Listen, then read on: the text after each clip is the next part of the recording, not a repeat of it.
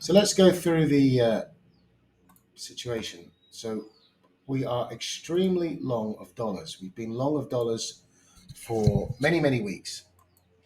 All of these weeks, we've come up into resistance.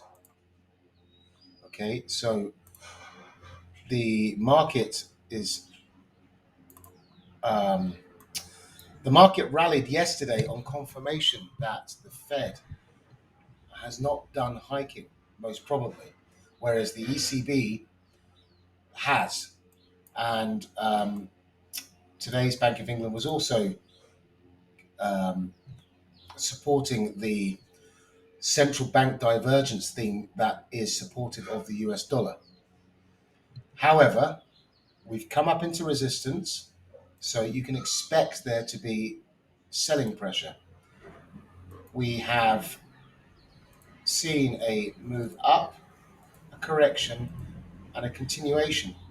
This continuation was a strong continuation that moved right up into the targeted minus 618 and minus 272 Fibonacci of the correction.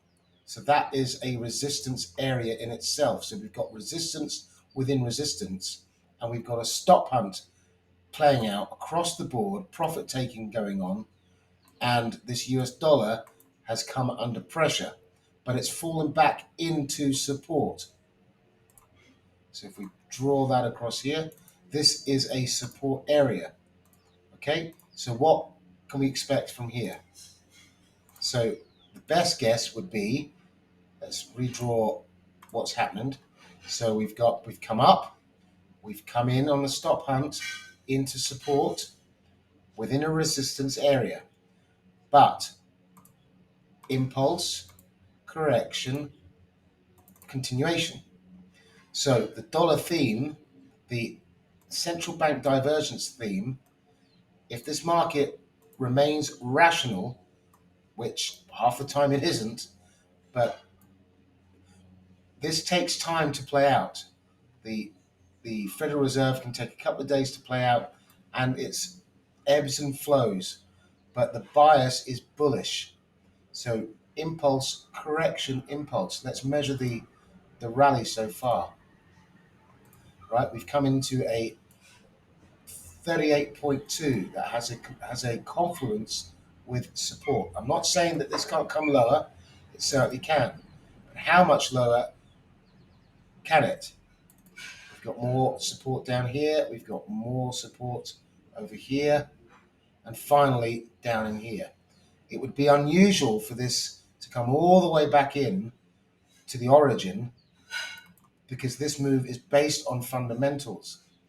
So the fundamental bias is for the dollar to remain strong, and there's nothing that's come out that has invalidated yesterday's hawkish outcome at the Fed.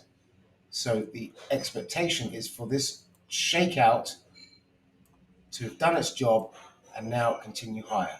So that should be reflected in the euro dollar coming lower. So impulse to the downside, correction, drop. Impulse, correction, continuation. All right. So that's just a thesis, nothing set in stone. Again, markets can behave irrationally and leave you scratching your head. But that would be, for me, that seems the right path for the market to go, technically and fundamentally.